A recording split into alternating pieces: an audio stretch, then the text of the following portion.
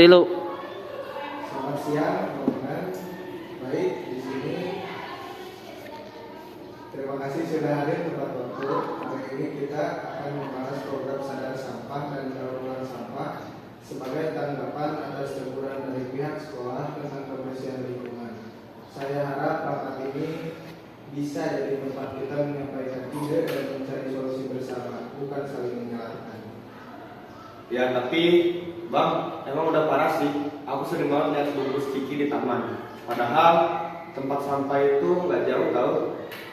Betul, aku juga dapat laporan dari guru tiket. Katanya area kantin sama taman udah mulai kotor lagi. Bahkan kadang bau makanan sisa masih kecium.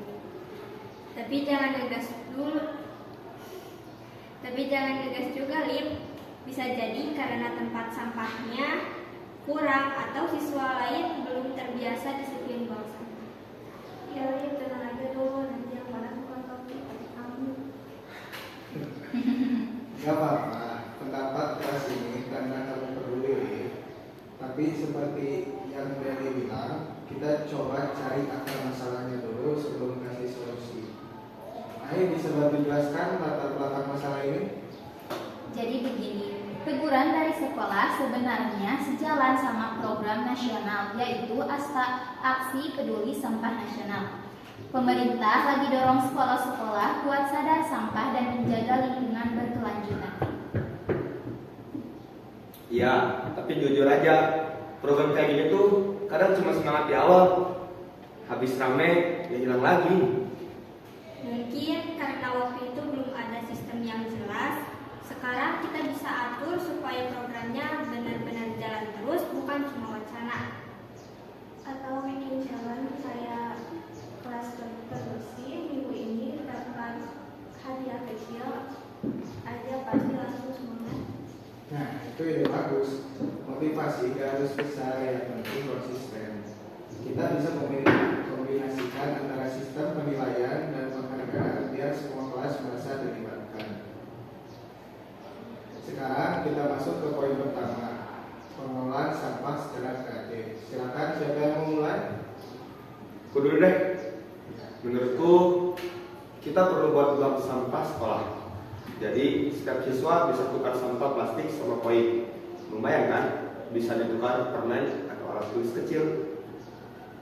Setuju, tapi biar lebih menarik, kita bisa tambahin kegiatan kreatif juga, kayak bikin hiasan kelas dari barang bekas. Jadi gak cuma buang, tapi juga berkarya. Nah, ya kayak pot bunga dari botol bekas atau tempat pensil dari kanton. Bisa dipamerin di media sekolah juga tuh. Tapi kalau cuma lomba doang, biasanya cuma semangat di awal. Aku maunya yang benar-benar jalan terus. Ya udah, gabung aja dua-duanya. Awalnya lomba biar rame, terus lanjut jadi kegiatan rutin kayak bank sampah.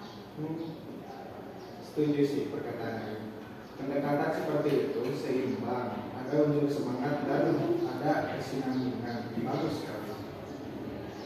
Selanjutnya kita bahas soal teman-teman yang masih malas buang sampah. Gimana caranya agar mereka lebih peduli? Kalau aku sih, ketahuan buang sampah sembarangan, langsung disuruh kumpul sampah lain. Biar sekalian belajar tanggung jawab aja.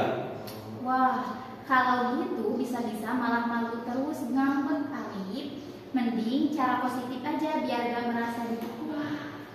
Nah, bener tuh, bisa diganti sama sistem poin kebersihan atau penghargaan buat kelas paling disiplin tiap bulan. Tapi kalau terlalu lembek juga susah, Del. Orang kadang baru sadar kalau udah kena teguran. Kalau kumpul suruh kumpul sampah tapi rame-rame melakukannya, jadi merasa bukan malu. Nah, ini baru yang saya suka. Ada perbedaan pendapat, tapi tetap sehat.